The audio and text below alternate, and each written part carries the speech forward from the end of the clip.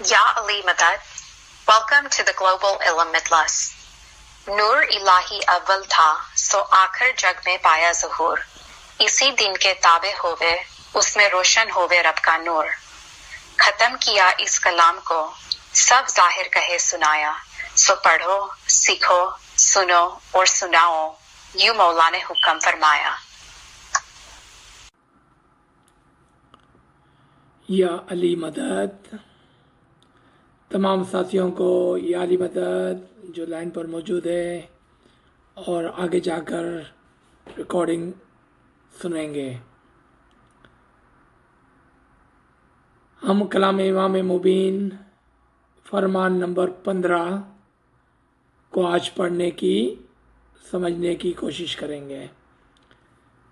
मौला के मुबारक नाम से आगाज़ करते हैं। नूर मौलाना शाह करीम हुसैनी हाज़िर इमाम या मौलाए मेहरबान मदद फरमा। अलहयुल कय्यूम अली अल्लाह मदद फरमा। मौला मदद या मौला मदद अलहयुल कय्यूम अली अल्लाह मदद। फरमान नंबर 15। हज़रत इमाम आका सुल्तान मोहम्मद शाह सल्लल्लाहु अलैहि अल्लाहुम्मा सल्लि अला मुहम्मदिन व आले मोहम्मद अपने इस फरमान में फरमाते हैं, हज़रत इमाम मोहम्मद बाकिर ने फरमाया कि अब दुनिया थोड़े वक्त के लिए है, जब दुनिया ख़त्म हो जाएगी तब इसराफिल सूर फूकेंगे जिससे सारी खलकत जी उठेंगी। जो जिस हालत में सोए हुए होंगे वो सब उठकर एक मैदान में आएंगे। इससे पहले कि हम आगे चलें, यहाँ पर कुछ खास नुक्ते, कुछ खास इल्म इमाम ने हमारे लिए छुपा के रखा है और अगर हम इस फरमान को और इस फरमान के अंदर से इस इल्म को समझ जाते हैं तो इंशाल्लाह हमारे लिए बहुत सारी ऐसी बातें, ऐसे चीज़ें, ऐसे असूल जो हमें कभी कभार सताते हैं या हमें समझ में नहीं आते हैं, इंशाल्लाह वो समझ में आने लगेंगे। तो बराए मेहरबानी आप इस पर गौर करें। याद रखें कि इमाम मोहम्मद बाकिर सल्लल्लाहु अलैहि वसल्लम आज से कोई 13 से ज़्यादा अरसा कबल हमारे इमाम थे। ज़ाहिर में अगर हम देखें तो मौला अली, इमाम हुसैन, इमाम ज़ैनुल आबिदीन, इमाम मोहम्मद बाकिर चौथे इमाम आज से 1300 साल कबल आपने फरमाया कि ये दुनिया बहुत ही थोड़े वक्त के लिए अब बाकी है, यानी कि क़यामत आने वाली है, दुनिया ख़त्म होने वाली है। लेकिन आज 1300 से भी ज़्यादा वक्त गुजर गया और दुनिया अपनी जगह पर कायम और दायम है। फिर इमाम आका सुल्तान मोहम्मद शाह सल्लल्लाहु अलैहि अपने पहले फरमान 1885 के अंदर कुछ इसी तरह का फरमान फरमाते हैं कि ये आखिर ज़माना है, ये दौर क़यामत है। उस बात को भी 120 साल गुजर गया और कोई क़यामत या ऐसा कोई इवेंट जिसका हम इंतज़ार कर रहे थे हमें नज़र नहीं आया, क्योंकि जो चीज़ हम पढ़ रहे हैं, जो फरमान हमारे सामने है और जो बात लिखी हुई है याद रखिए कि मौला के इस फरमान को जो हाजिर जुमे में मौला ने हम समझाया कि जो लिखा हुआ है वो तो सबके लिए है, मगर जो बातीन है, उसकी जो तावील है, उसकी जो समझ है, वो सिर्फ हमारी जमात के लिए है, और जमात में उन लोगों के लिए है कि जो इस बात पर गौर करते हैं, जो इल्म और हिकमत की तरफ तवज्जो देते हैं। आपके लिए है, मेरे लिए है। अब इस बात को समझने की कोशिश करें कि ये कौन सी दुनिया है जो थोड़े वक्त तक है और जो ख़त्म होने वाली है अनकरीब। ये दुनियाएं ज़ाहिर नहीं, मगर ये दुनिया आपकी ज़िंदगी है जो बहुत ही छोटी है। इस दुनिया में आप बहुत कम अरसा रहने वाले हो। आपके लिए ये दुनिया बहुत थोड़ी बची है, आपके लिए ये दुनिया बहुत जल्द ख़त्म होने वाली है। कुरान में खुदावंद तआला फरमाते हैं कि जो काफरीन है, जो बेईमान है, वो समझते हैं कि वो कभी भी मरने वाले नहीं हैं, वो हमेशा इस दुनिया में जिंदा रहेंगे। उसके बरअक्स जो मोमिनीन है, वो क़यामत को और अपनी मौत को करीब देखते हैं, और वो अपनी ज़िंदगी का हर दिन आखिरी दिन समझकर जीते हैं, यानी कि अब दुनिया ख़त्म होने वाली है, मैं उस दुनिया से जाने वाला हूँ। आप मेरे ख्याल में इस मिसालों को और इन बातों को अच्छी तरह से समझिए। अब आए दूसरे नुक्ते पर। मौला फरमाते हैं जब इसराफिल सूर फूकेंगे, आप जानते हैं कि क़यामत के वक्त के लिए कहा जाता है कि जब इसराफिल सूर फूकेगा तो क़यामत आ जाएंगी, तमाम चीज़ तबाह बर्बाद और मर जाएंगी। लेकिन हकीकत में सूर फूकने का ताल्लुक जिंदगी से है, यानी कि जब इसराफिल सूर फूकेगा तो तमाम खलकत जी उठेंगी। आपने देखा यहां पर मरने की बात नहीं, यहां पर जी उठने की बात है, क्योंकि सूर फूकना का मतलब इंसान जो सोया हुआ है, जो मरा हुआ है, उसको उठा देना है। क्योंकि ये जिंदगी की जो मिसाल है वो ऐसी है जैसे हम मरे हुए हैं, हम सोए हुए हैं। तो जिस दिन हमारा वक्त आएगा, जिस दिन हमको इमाम के हुजूर में पेश किया जाएगा, उस दिन हमको उठाया जाएगा, हमको जिंदगी दी जाएंगी और सूर फूका जाएगा। तब हम जिंदा हो जाएंगे, हम उठ खड़े होंगे, हम ख्वाब से बेदार हो जाएंगे और इमाम के हुजूर में हाजिर हो जाएंगे। ये दूसरा नुक्ता था। अब ये दोनों नुक्ते को आप याद रखना कि दुनिया का आखिरत और सूर फूकने का माजिज़ा, इसका ताल्लुक इस जिंदगी या फिजिकल या ज़ाहिरी चीज़ों से नहीं, बल्कि हमारी असल ज़िंदगी और असल मौत और क़यामत से है। हर एक की क़यामत उसके साथ, हर एक की मौत उसके साथ है। ऐसा नहीं कि तमाम के लिए एक साथ सूर फूका जाएगा। जब आपके लिए सूर फूका जाएगा तो आप बेदार हो जाएंगे और अली अल्लाह के हुजूर में हाजिर हो जाएंगे। मेरे ख्याल में अगर इस बात को आपने अच्छी तरह से समझ लिया है तो हमारे लिए इस फरमान को समझना बहुत ही आसान होगा, वरना मुश्किल।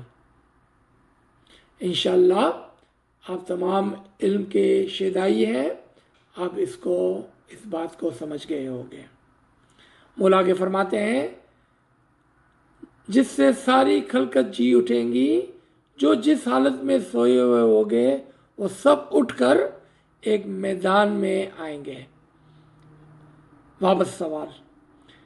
क्योंकि सवालात से हमारे दिल और दिमाग खुल सकते हैं। ये सवालात आपके दिल और दिमाग के लिए एक चैलेंज है। क्या आखिरत में कोई ज़ाहिरी मैदान, और ये मैदान कितना बड़ा होगा, कितना छोटा होगा? हम कहाँ पर खड़े होंगे इस मैदान में? आगे पीछे दाएं बाएं कहाँ पर?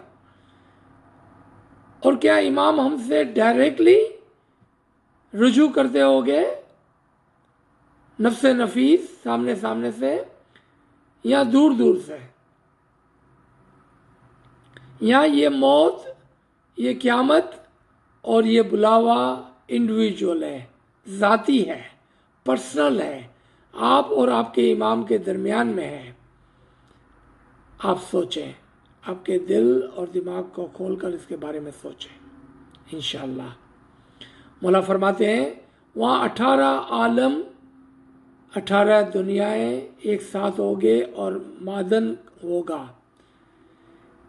यहाँ पर समझाने के लिए फरमाया गया कि तमाम लोग और आखिरत एक साथ होगा, यानी कि ज़िंदगी और मौत, दुनिया और आखिरत सब एक साथ नजर आएंगे। जिस तरह से हम ख्वाब में से सुबह को बेदार होते हैं तो हमें वो ख्वाब भी और हमारी ये हालत भी एक साथ नजर आती है। मौला आगे फरमाते हैं तब सब गुनहगारों को हाजिर होने का हुक्म होगा कि तमाम गुनहगार हाजिर हों। ये बहुत ही अजीब गरीब हुक्म होगा। हम खुद अपने गुनाहों के ऊपर शहादत देंगे, हम खुद कहेंगे कि हम गुनहगार हैं। मौला नहीं कहेगा कि कौन गुनहगार है, कौन सवाब करने वाला था, कौन अच्छा था, कौन बुरा था। मौला आपसे कहेंगे जो भी गुनहगार है वो आगे आ जाओ। वहां पर आप छुपा नहीं सकेंगे अपने गुनाहों को, आप खुद ही आगे आ जाएंगे और कहेंगे या मौला बेशक हमने गलती की है, हमने गुनाह किया है। मौला आगे फरमाते हैं तब जन्नम दुनिया में से आ ताकि दुनिया तुझे देखे। मौला हुक्म फरमाएंगे ए जन्नम दुनिया में से यहाँ आ जा ताकि दुनिया तुझे देखे। ये जन्म दुनिया में कहाँ है और कौन सी दुनिया तुझे देखेंगी? कौन सा जन्म जो दुनिया में है और कौन सी दुनिया जो उसको देखेंगी? याद रखें कि ये फरमान हमारे इस दुनिया के अंदर फरमाया जा रहा है। अगर हम इस फरमान को समझ गए तो हम जन्नम को इसी दुनिया में देख पाएंगे। तो खुदावंद ताला फरमाते हैं, इमाम फरमाते हैं ए जन्नम दुनिया में से आ ताकि तुझे दुनिया देखे। इसी तरह जन्नम आवाज सुनकर हाजिर होगी। दोज़ख एक ऐसी जिंदगी है, एक ऐसी चीज है कि वो खुद ही बेचारी इस आवाज को सुनकर हाजिर हो जाएंगी। जन्नम इमाम की आवाज सुनकर हाजिर हो जाएंगी, जिसको आप देख सकेंगे। कुरान में फरमाया कि जो मोमिनीन होंगे वो अपनी जन्नतों को इसी दुनिया में देख पाएंगे और उसकी शनाख्त रखेंगे और जन्नत को उनके करीब लाया जाएगा। इसी तरह से गुनहगारों के करीब जन्नत होगी या जन्नम को बुलाया जाएगा। वो उसके करीब होगी, वो उसको देख पाएंगे। उसी वक्त हुजूर सल्लल्लाहु अलैहि वसल्लम हाजिर होंगे और अर्ज करेंगे या खुदा मेरी जमात को बचाओ, मेरी उम्मत को सब्र दे। क्यों? कि वो देखेंगे और आप सुनेंगे कि हमने खुद ने अपने गुनाहों का इकरार कर लिया, जिस पर हुजूर सल्लल्लाहु अलैहि वसल्लम हमारी सिफारिश करेंगे कि मेरी जमात को बचाओ, मेरी जमात, मेरी उम्मत को सब्र दे। पहले हिसाब के लिए बुलाएंगे और मुझसे काफरों को जन्नत में ले जाने का हुक्म होगा।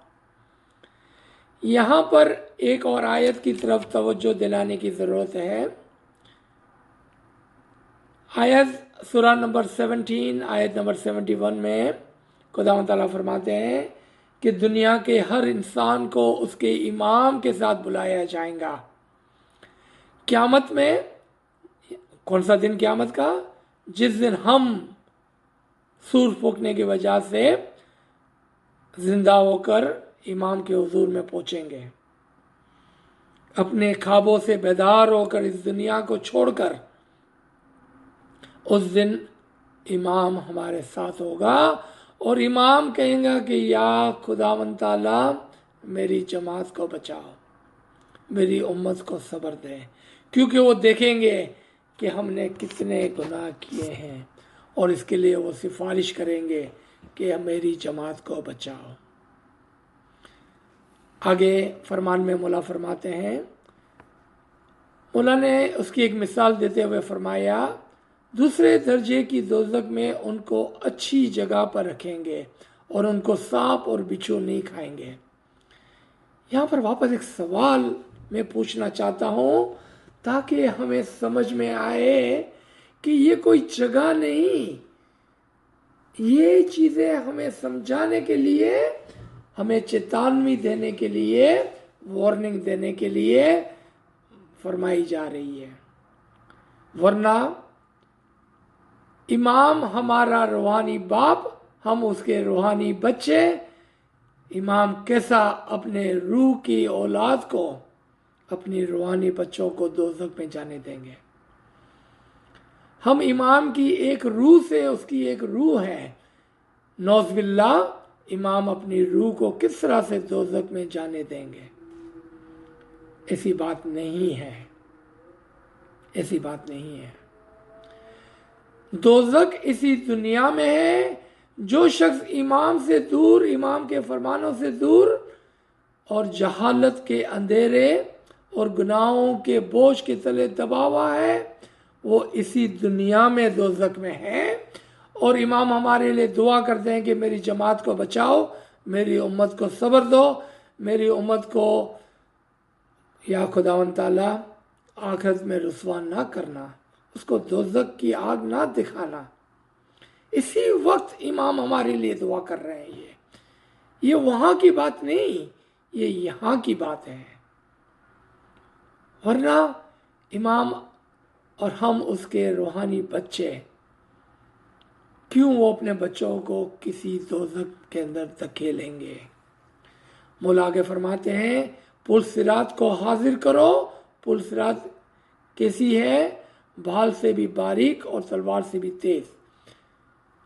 यहाँ पर कहा गया कि पुल सिरात को क़यामत में बुलाया जाएगा। दूसरे फरमान में फरमाया कि पुल सिरात तो इसी दुनिया में है। पुल सिरात यहाँ है कि वहाँ है?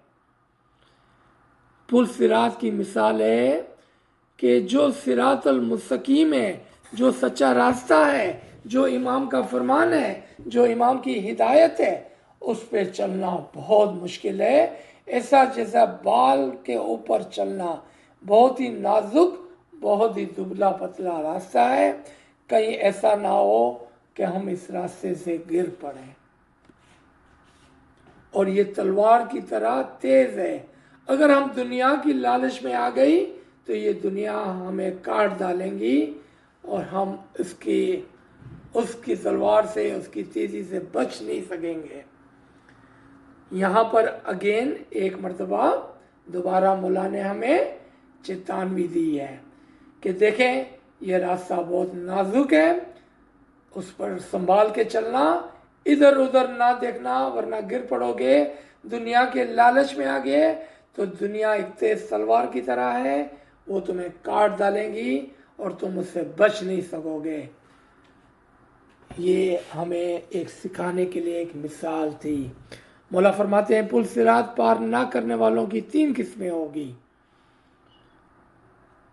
पहली किस्म के वो लोग होंगे कि जिनके पास पैसे होंगे मगर रिश्तेदारों की मदद नहीं की होगी, वो पार नहीं उतर पाएंगे। क्या हम इस कैटेगरी में हैं? क्या हम इन लोगों के अंदर शामिल हैं? हमारे लिए सवाल,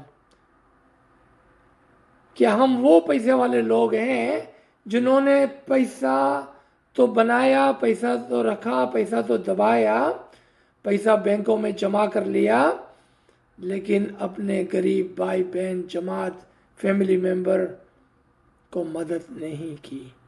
ये पैसा उनके कुछ काम नहीं आएगा, बल्कि ये पैसा ही उनके लिए दोज़ख का काम करेगा, और ये पैसा ही उन्हें जन्नत से दूर रखेगा। पैसा वाला होना बुरी बात नहीं, लेकिन उसको अल्लाह की राह में इमाम के फरमान के मुताबिक खर्च करने के लिए समझाया जा रहा है। चेतावनी है, ये वार्निंग है हमारे लिए। दूसरी किस्म के ऐसे लोग होंगे जिन्होंने खुदावंद ताला की इबादत नहीं की होगी, ऐसे लोग भी जन्नत में जाएंगे। क्या हम इसमें शामिल हैं? खुदा ना करे कि हम उन लोगों में शामिल हो जिन्होंने अपनी पूरी जिंदगी दुनिया के पीछे गंवा दी और इबादत को भूल गए। ये दुनिया कुछ भी काम नहीं आने वाली। अगर हमने इबादत को छोड़ दिया तो फिर हम इन दूसरे लोगों में से हो जाएंगे। क्या हम इनमें से हैं? आगे मौला फरमाते हैं, तीसरी किस्म के लोग वो हो गए जिन्होंने किसी के पैसे खा लिए और वापस नहीं किए और गरीबों पर जुल्म किया। वो पुल सिरात पार नहीं कर सकेंगे और दोज़ख में जाएंगे। क्या हम इन लोगों में से हैं? ये तमाम चीजें इस दुनिया में हमें समझाने के लिए है, ना कि उस दुनिया में ये बातें हो रही है। ये इस दुनिया में हमें समझाने के लिए है।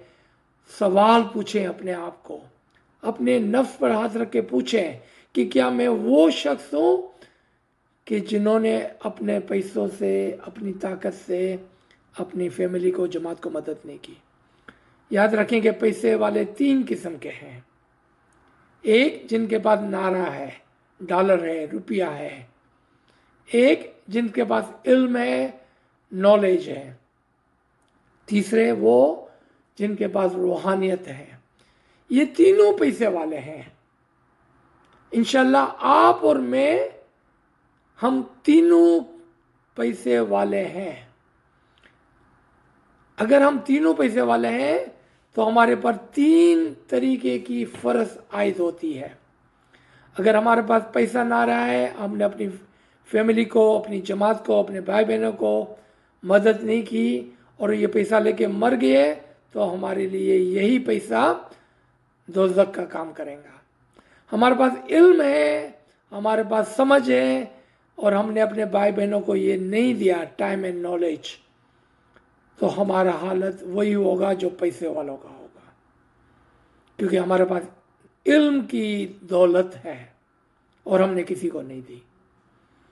फिर रूहानियत की दौलत, अगर हमारे पास इल्म और इबादत, इसमें आज़म की दौलत है, और अगर हमने इबादत में कुछ कमाया है तो हमको ये भी लौटाना है, ये भी देना है। हमको अपनी जमात के लिए दुआ करनी है, उनको इबादत की तरफ रागिब करना है, उनको इबादत के बारे में समझाना है, उनको जमात करने के बारे में बताना है, और अपनी इबादत में उनके लिए दुआ करनी है, अपने लिए नहीं, उनके लिए दुआ करनी है। ये वह अपनी इबादत की दौलत में से बांटना। और याद रखें कि वो गरीब है, उस पर जुल्म नहीं करना। कौन से गरीब? पैसे से गरीब, इल्म से गरीब, अमल से गरीब, इबादत से गरीब, इसमें आज़म से गरीब, फरमान बरदारी से गरीब। कौन से गरीब? जैसे भी गरीब है। याद रखें, अगर इमाम ने आपको पैसा दिया है, चाहे वो इल्म का हो, इबादत का हो या दुनिया का हो, आपको अपने गरीब भाई बहनों की मदद करनी है, उस पर जुल्म नहीं करना। आगे फरमाते हैं, अब पुल सिरात पार करने वाले 3 किस्म के अच्छे लोग होंगे जो पुल सिरात पार करेंगे। पहली किस्म के लोग डर कर पार उतरेंगे। क्या हम इसमें आते हैं? क्या मतलब है वो डर कर पास करते हैं?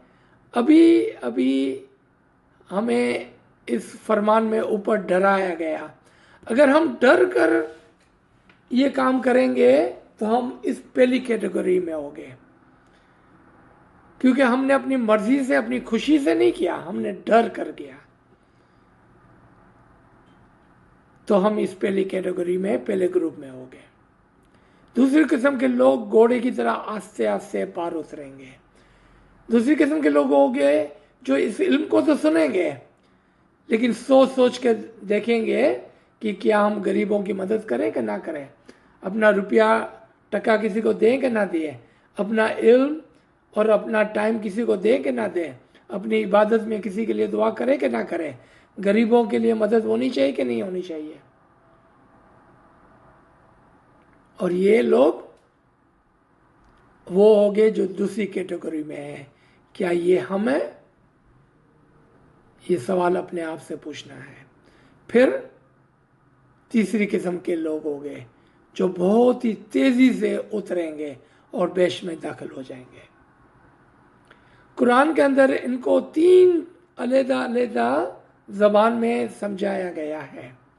खुदावंद ताला फरमाते हैं कि तुम में से लोग साबिकून है, सारीऊन है और फफरू है। तुम में से वो लोग हैं जो जल्दी करते हैं, इमाम की तरफ दौड़ते हैं और इमाम के कामों में जल्दी से काम करते हैं, सुस्ती नहीं करते हैं, पहल करते हैं। हम कौन सी किस्म के हैं? ये पहली किस्म के, दूसरी किस्म या तीसरी किस्म के?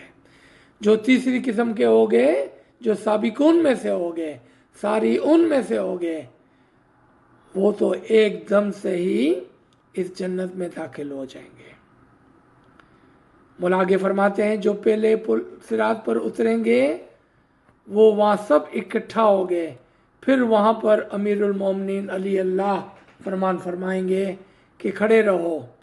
पहली 2 किस्म में जो गरीब हो गए वो अर्ज़ करेंगे कि आपने हमें पैसा नहीं दिया था, आपने हमें दौलत नहीं दी थी, जिसकी वजह से हम लाचार थे। इस तरह हमारे पास किसका इंसाफ करने में भी नहीं था, किसी का इंसाफ करने का भी नहीं था कि जिसकी वजह से हमने किसी की तरफदारी की हो। मुर्तज़ा अली फरमाएंगे कि तुम बहश में जाओ, क्योंकि बेचारे गरीब, उनसे क्या हिसाब किताब होगा? उसके पास ना तो दुनिया का कुछ माल था, ना कोई इल्म, ना कोई अमल, ना कोई इबादत, ना कोई इमाम से कुर्बत, ना कोई इसमें आज़म और ना ही कोई दर्जात। उनसे क्या मौला हिसाब किताब लेगा? उस वक्त पैसे वालों से बहुत पूछा जाएगा, आपसे और मेरे से बहुत पूछा जाएगा, क्योंकि हम में से कुछ लोग दुनिया बाने पैसे वाले हैं, कुछ लोग इल्म और अमल में पैसे वाले हैं, कुछ लोग इबादत में पैसे वाले हैं। हम वो पैसे वाले हैं जिनसे पैसे का हिसाब लिया जाएगा। लेकिन आज हमारे पास मौका है इस फरमान को सुनने के बाद कि हम अपना रुख बदल लें और इमाम के फरमान पर जल्दी से। याद रखें कि ये दुनिया कल नहीं होने वाली है, ख़त्म होने वाली है। दुनिया बहुत शॉर्ट है, ज़िंदगी बहुत ही छोटी है। आज जिंदा है, कल का कोई भरोसा नहीं है। मौला आगे फरमाते हैं, गरीब की निस्बत पैसे वालों को 50,000 साल के बाद बहश में भेजा जाएगा। कुरान का भी इसमें जिक्र है। कुरान में फरमाया गया कि जो रूह का हमारा सफ़र है वो 50,000 साल का होगा। वो लोग जो इस दुनिया में इमाम के साथ एक नहीं हो जाते हैं, इमाम की पहचान नहीं कर लेते हैं, इमाम में फना नहीं हो जाते हैं, अच्छे आमाल से जन्नत को नहीं बना लेते हैं, अच्छे आमाल से जन्नत को पहचान नहीं लेते हैं, अच्छे आमाल से वो जन्नत में दाखिल नहीं हो जाते हैं, उसके लिए 50,000 साल का एक दायरा होगा, एक सफर होगा। वो आस्ते आस्ते उस पर चलेंगे। क्या हम उनमें शामिल हैं या हम उनमें शामिल हो गए जो इस दुनिया से जाते ही इमाम के हुजूर में सामने आ जाएंगे और इमाम के नूर में असल में वासिल हो जाएंगे इंशाअल्लाह ताला। आमीन। इंशाअल्लाह आप तमाम मोमिन हैं, इबादत गुजार हैं, अच्छे इमाम के फरमान गुजार हैं। हमारे लिए ये रास्ता छोटा होगा, 50,000 साल का नहीं। चलें आखिरी लाइन पढ़कर इस फरमान को यहाँ पर पूरा करते हैं। मौला आगे फरमाते हैं, आज रात तुमने क़यामत के मुतालिक और हिसाब के मुतालिक सुना। सुबह को बेश के फरामीन फरमाएंगे, तुम बेश के मकाम के फरामीन सुनना। तुम दुनिया की मोहब्बत छोड़ दो तो बेश्त में पहुँचोगे, दुनिया का मज़ा छोड़ दो तब ही मुश्किल से बेश्त में पहुँच सकोगे। निचले दर्जे की बेश्त में भी पहुँचो तो बहुत है, तो बहुत अच्छा है। जहाँ दीदार है वहाँ बेश्त है। इंशाल्लाह हम अब अगले हफ्ते अपने सेशन के अंदर जन्नत और जन्नतों के दर्जात को समझेंगे और पहचानेंगे और पढ़ेंगे। यहाँ पर आखिरी एक बात समझाने के लिए और सोचने के लिए, अगर ये फरमान के लिए आपने अपने दिल और दिमाग को खोल दिया है और अपने आप से ये सवाल पूछा है कि मैं कहाँ पर खड़ा हुआ हूँ, तो इससे आपको बहुत फायदा होने वाला है और इंशाल्लाह आप जल्दी से तेजी से इमाम की तरफ लपकेंगे और जन्नत आपके करीब लाई जाएंगी। आप इस दुनिया में मरने से पहले जन्नत को जानते होगे जिसमें आपको दाखिल किया जाएगा, ना कि खुदा ना खास्ता दोज़ख बुलाई जाएंगी। ऐसा नहीं होगा। इंशाल्लाह आपके लिए दोज़ख नहीं होगी और ना ही दोज़ख को बुलाया जाएगा। आपके लिए जन्नत होगी जिसकी आपको पहचान होगी और उसके अंदर ही आप दाखिल होगे। आप इमाम की कुर्बत में होगे, इमाम के दीदार में होगे। हम यहाँ पर अली ज़मान, मौलाए ज़मान, मौलाए मेहरबान से दुआ करते हैं कि या मौला हमें तेरे फरमान में रखना, तेरे फरमानों को पढ़कर समझकर उस पर अमल करने की आला हिम्मती देना। या मौला इस इल्म के ज़रिए से हमारे दिल और दिमाग को रोशन कर देना। या मौला हमारी इबादत में, हमारे इल्म में रोशनी इनायत करना। या मौला हमें अपनी कुर्बत में रखना, अपने दीदार में रखना, अपने नूर के करीब रखना। या मौला मेहरबान हर हमेशा अपनी रहमत, अपने खानावदान, अपने दुआशीश हम गरीबों पर रखना, ताकि हम उस दिन पार उतरें और तेरी जिंदा जन्नत के अंदर, तेरे नूर के अंदर वासिल हो जाएं। आमीन या रब्बल आलमीन। बहुत बहुत नवाजिश। शुक्रिया मुखी साहब। या अली मदद, या अली मदद। तमाम साथियों को या अली मदद।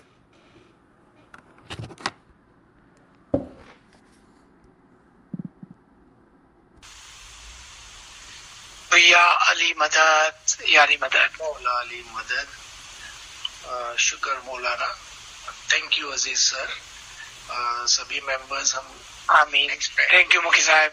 या अली मदद, मौला अली मदद। तो सभी मेंबर्स टाइम निकाल के इल्म मजलिस में हाजिर रहे नेक्स्ट फ्राइडे 11:30 को। सबको या अली मदद, या अली मदद, या अली मदद।